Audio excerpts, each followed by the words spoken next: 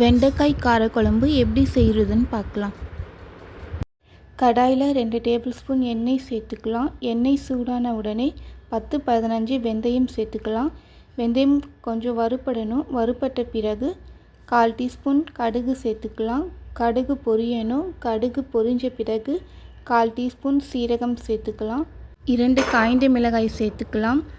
10 பல் பூண்டு தோல் உரித்து சேர்த்துக்கலாம். பூண்டு ஒரு நிமிஷம் வதங்கின பிறகு கருவேப்பிலை சிறிதளவு சேர்த்துக்கலாம். பெரிய வெங்காயம் 1 இந்த மாதிரி கட் பண்ணி சேர்த்துக்கலாம். வெங்காயம் பாதி அளவு வதங்குற வரைக்கும் வதக்கிக்கலாம்.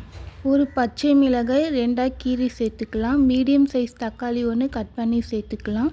தக்காளி சேர்த்துட்டு மீடியம் ஃப்ளேமில் 2 நிமிஷம் வதக்கிக்கலாம்.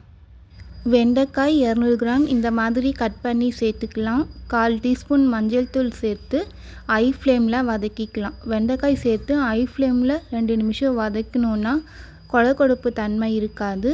2 நிமிஷம் வதங்கின பிறகு மீடியம் ஃப்ளேமில் 2 நிமிஷம் வதக்கிக்கலாம். வெண்டைக்காய் வதங்கிருச்சு. குழம்பு மிளகாய்த்தூள் 1 டேபிள் ஸ்பூன் சேர்த்துக்கிறேன். உங்கள் காரத்துக்கு ஏற்ற மாதிரி சேர்த்துக்கோங்க. வெண்டைக்காய் சேர்த்துட்டு 1 நிமிஷம் வதக்கி விட்டுக்கலாம். கோலி சைஸ் அளவு புளியை கரைச்சி சேர்த்துக்கலாம். தேவையான அளவு தண்ணி சேர்த்துக்கோங்க. உப்பு சேர்த்துக்கலாம். சேர்த்துட்டு ஒரு முறை நல்லா கலந்து விட்டுட்டு மூடி போட்டு மிளகாய்த்தூள் புளி பச்சை வாசனை போகிற வரைக்கும் மீடியம் ஃப்ளேமில் வச்சு வேக வச்சுக்கலாம். குழம்பு வெந்துருச்சு. பெருங்காயத்தூள் சேர்த்து ஸ்டவ் ஆஃப் பண்ணிடலாம்.